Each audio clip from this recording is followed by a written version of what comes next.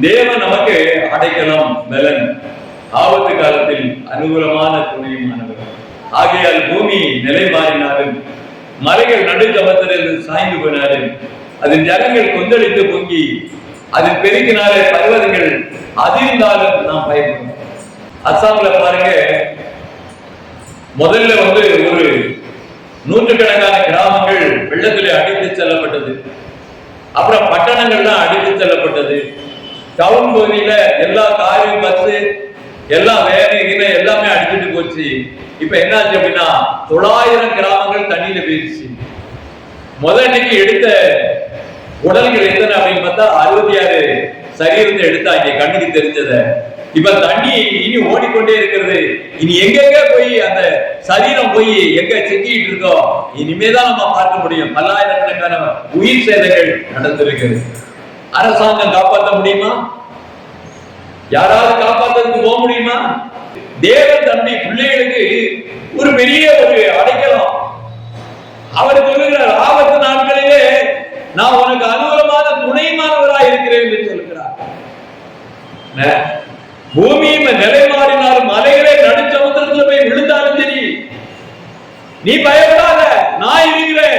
தேவனை விசுவாசிக்கின்ற தேவ பிள்ளைகள் ஒருபோதும் பயப்பட தேவையில்லை என்பதாக தாவீதுடைய சங்கீத பகுதி நமக்கு தெளிவாக கற்றுக் கொடுக்கிறது.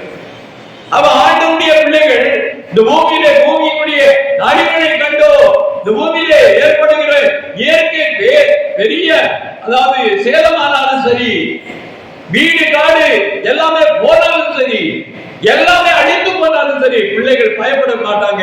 ஏன் அப்படின்னு கேட்டா, அவர்களை நடத்துகிற தேவன் அவர் துணையாக இருக்கிறது. அவர் நமக்கு அனுகூலமாக நமக்கு எதை செய்கிறார் என்று பார்க்கப்படும் போது துணையாக இருக்கிற எல்லா நேரத்திலையும் நமக்கு துணை செய்வார், நமக்கு உதவி செய்கிறவராக இருக்கிறார்.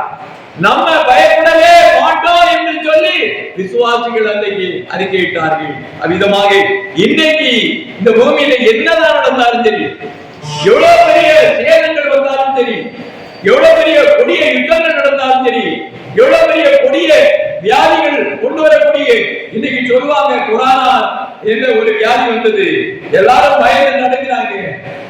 இனிமாக அந்த காலத்துல காலரா வந்தது, எல்லாரும் பயந்து நடக்கிறாங்க. பல லட்சங்கள், பல கோடிக்கணக்கான ஜனங்கள் சென்றார்கள். ஆனால் வசனம் என்ன சொல்கிறதா, நம்ம பயப்படவே மாட்டோம். அல்லேலூயா. கர்த்தர் சொல்கிறார், நீ பயப்பட தேவையில்லை.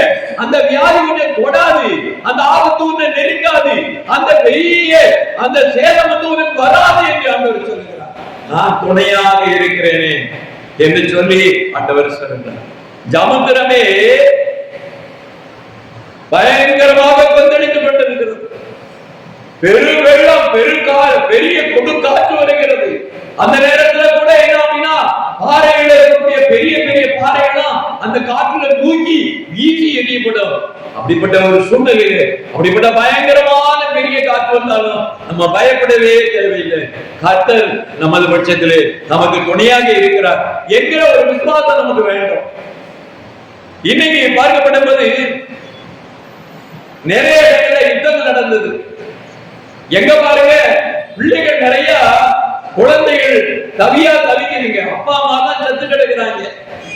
காசா பகுதி, பாலஸ்தீன பகுதி, இனி எல்லா இடங்களிலும் பார்க்கப்படும் போது யுத்தத்தினாலே நிறைய பேர் செத்துட்டு இருக்கிறாங்க. குழந்தைகள் எல்லாம் இன்னைக்கு அனாதைகளாக நிறைய கிடைக்கிறது. அப்படிப்பட்ட பெரிய ஒரு பேரழிவு யுத்தத்திலே நடந்திருக்கிறது. ஆனால் கூட ஒரு காரியத்தை இந்த இடத்துல நீங்கள் யோசிக்க வேண்டும். ஆண்டவர் என்ன சொல்கிறார் என்றால், என் வார்த்தைகளுக்கு இடம் கொடுங்க, என் வார்த்தைக்கு செவி கொடுங்க, என் வார்த்தையை ஏற்றுக்கொள்ளுங்க.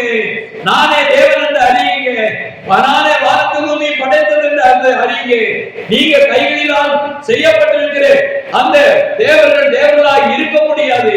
நானே வானத்தையும் பூமியும் படைத்தவன் நான் தான் என்பதை அறியும்படிக்கு இயற்கை அவருடைய கையில இருக்கு. இயற்கையுடைய சீற்றங்கள் எல்லாம் வருகிறது என்றால் அது அவரால் தான் உண்டாகிறது. அப்ப என்ன அர்த்தம் அப்படின்னு கேட்டா, சொல்றதை கேளு, இல்லைன்னா அந்த தண்ணி என்ன பண்ணா வாரி கொண்டு போய் சமுத்திரத்தில் போட்டுடும். தண்ணி வெள்ளக்காடு பெருக்கெடுத்து உன்னை அடின்னு அடித்து கொண்டு போய் நாசப்படுத்தி விடும். இதெல்லாம் புரிந்து கொள்ள வேண்டும். தேவன் பயங்கரமானவர், மகத்துவம் சொல்ற வார்த்தையை கேட்கலன்னா அடுத்த கறி அதுதான். ஆனா இன்னைக்கு பாருங்க, பஞ்சாப்ல முதல்ல ஒரு 10 வருஷத்துக்கு முன்னாடி 2.5 லட்சம் பேர் தான் தேவனுடைய பிள்ளைகளா இருந்தாங்க, இயேசுவை ஏற்றுக்கொண்டாங்க. அது இந்த சர்தாஜி சிக்கிய மக்கள், இவங்களும் அந்த ஜனமும் 2.5 லட்சம் பேர் தான் இருந்தாங்க. நான் அப்போ அங்க அந்த ஏரியா போயிருக்கேன். இன்னைக்கு என்ன தெரியுமா, சிக்கிய மக்கள்ல 22 லட்சத்துக்கு மேல ஞானஸ்நானம் வாங்கி இருக்கிறாங்க இந்த 10 ஆண்டுகளுக்கு. ஏன் அப்படின்னா இந்த வசனத்தை கண்டு இது உண்மை என்பதை அறிந்து அவர் நம்புகிறார்கள், ஏற்றுக்கொள்கிறார்கள். இன்னைக்கு எங்க எல்லாருக்கும் போய் நீங்க சொல்லுங்கன்னா யாரும் போய் சொல்றது இல்லை. நீங்க சொல்லுங்க, அதுக்கப்புறம் அவர் வேலையை காட்டுவார். இல்லையா? தேவன் சொல்லுகிறார், நதிகள் பாய்கிறது, நீரோடைகள் எல்லாம் ஓடுகிறது, எல்லா இடங்களிலும் பார்க்கப்படுவது. அங்கே நாம் பார்க்கிறோம், நதிகளையும் ஓட வைக்கிறார், நீரோடைகளையும் ஓட வைக்கிறார். எல்லாருக்கும் சந்தோஷத்தை உருவாக்கக்கூடிய, மகிழ்ச்சியை கொடுக்கக்கூடிய தேவன் அவராய் இருக்கிறார். நமக்கு எல்லா இடங்களிலும் நீர்கால்களிலே பார்க்கப்படும் போது செடிகள்லாம் தழைச்சு தள தள தள தளன்னு இருக்கும். வயல்வெளியெல்லாம் பார்த்தா பசுமையாக தள தள தளன்னு இருக்கும். இந்த மகிழ்ச்சியும் சந்தோஷத்தையும் கொடுக்கிறவர் அவர். பூமியிலே எல்லாத்தையும் விளைய செய்து எல்லாருக்கும் ஆகாரத்தை கொடுக்கிற தேவன் அவராய் இருக்கிறார். இதை இருக்கக்கூடிய பறவைகள் எல்லாவற்றுக்கும் ஆண்டவர் கனிகளை தருகிறார், எல்லாவற்றையும் கொடுக்கிறார். நம்ம மரத்துல காய் இருக்குது, கனி இருக்குதுன்னு நம்ம நினைச்சுக்கிட்டு இருப்போம். ஆனா அது முதல்ல படுத்து எது முதல்ல படுக்குதுன்னு எதுக்கு தெரியும்னா பட்சிகளுக்கு தான் தெரியும். பறவைகள் வந்து பார்க்கலாம், ஓ இது நாளைக்கு படுத்துற, நாளைக்கு சாப்பிடணும், அது பிளான் போட்டு பழத்தை அதை கொட்டி தூக்கிட்டு போயிடும். ஏன்னா ஆண்டவர் அவைகளெல்லாம் ஆண்டவர் சந்தோஷமாக நடத்துகிறார்.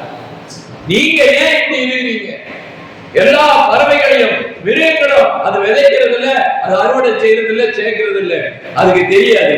ஆனால் பூமியில எல்லா விளைச்சலையும் கத்தர் அவைகளுக்காக கொடுத்திருக்கார். நீங்களாம் பழம் வாங்க போறீங்க, 200 ரூபாய் 300 ரூபாய் 400 ரூபாய் கொடுத்து ஒரு கிலோ பழம் வாங்கிட்டு வரீங்க.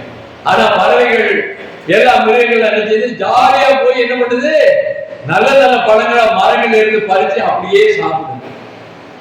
ஆண்டவர் அதுகளுக்கெல்லாம் ஆகாரத்தை கொடுக்கிறார், சந்தோஷத்தை கொடுக்கிறார். பூமியிலுள்ள ஜீவராசிகளுக்கு சந்தோஷத்தை கொடுக்கிறார். அவர் சகாயம் செய்கிற தேவனாய் இருக்கிறார். எல்லாருக்கும் ஆகாரம் தந்து காப்பாற்றுகிற தேவனாய் இருக்கிறார். அப்படிப்பட்ட தெய்வத்தை இந்த நாட்களிலே நீங்கள் அறிந்து கொண்டு இருக்க வேண்டும். அவர் நமக்கு உயர்ந்த அடைக்கலமாக இருக்கிறார் என்று நீங்கள் புரிந்து கொள்ள வேண்டும். வேதத்திலே சொல்லப்பட்டிருக்கிறது, பூமியில யுத்தம் நடக்குது, பயங்கரமான கொள்ளைகளை வருகிறது என்றால் அதை நிறுத்துவதற்கு மனுஷனால முடியாது. தேவனால மாத்திரம்தான் யுத்தங்களை நிறுத்த முடியும். தேவனால மாத்திரம்தான் கொடிய கொள்ளை வியாதிகளை நிறுத்த முடியும். அப்படின்னாலே தேவனை அதை நிறுத்த அவர்தான் முடியும். ஏன் அப்படின்னா வசனம் சொல்லுகிறது, அவர் பூமியின் கடைகளை மற்றும் யுத்தங்களை ஓய பண்ணுகிறார், வில்லை ஒழித்து ஈட்டியை முடிக்கிறவர், ரதங்களை நெருக்கினார் சுட்டெரிக்கிறவர் என்று சொல்லப்பட்டிருக்கிறது. அவர் நினைத்தால்தான் என்ன செய்யும், யுத்தங்களை ஓய பண்ண முடியும் என்பதை நீங்கள் அறிந்து கொள்ள வேண்டும். அவிதமான தேவன், சேனைகளின் கர்த்தர் நம்மோடு இருக்கிறார்.